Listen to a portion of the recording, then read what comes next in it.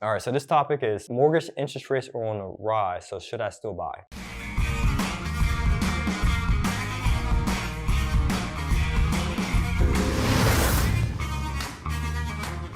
Hey, how's it going, friend? Juan Pablo here with 100% Finance. Now, on this channel, we like to give you the foundation towards financial freedom following the 3 pillars, which are personal finance, funding, and real estate investing. Now, for today's topic, interest rates are on the rise, baby. So what should you do? All right, so you might be cognizant of what's going on at the time of this recording, right? That the Fed are increasing their rates. So as a result, mortgage rates are slowly on the rise. And you might be curious to know, should now be the time for you to invest? That's a really great question. But I have a question for you, just to throw it back at you like a hot potato. When the interest rates were at an all-time low, did you invest? Sure, you might have things going on with your personal life. You might have said, well, I didn't have the capital, I didn't have the credit, I didn't have the know-how, I didn't have a support system, or based upon my market, the price points of real estate were too high, or multifamily rental units in my market were non-existent. Did you invest when the interest rates were low? If not, then the reason could be, well, it's not necessarily what's going on in the market, it could be what's going on in your mindset. So the first thing we have to do is touch on that. This is the mantra I want you to internalize.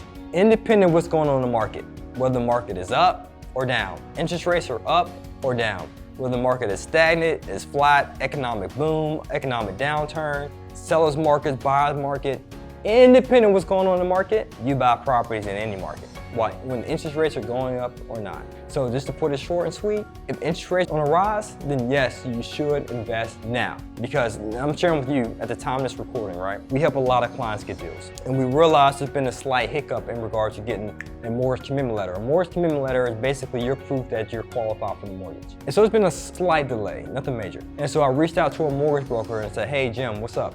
What's up with the delay, you know? Typically, we receive the mortgage commitment letter like that, and now it's taking a longer time. He said, well, Juan, the Fed rates are going up, so people are rushing to get qualified for a mortgage now before they actually go up. And if you happen to take a look at the market, interest rates for commercial investment properties were like 4%. Now they're climbing up to about 5.5%. So people are rushing to their mortgage companies to get approved for a mortgage. So if now's not the time to buy, then when is? I highly recommend you and your clients, Juan, should move forward with investing today. And so I took heed to his advice. I said, all right, well, let's go ahead and get as many properties as we can before interest rates go up. And let's say they continue to decline.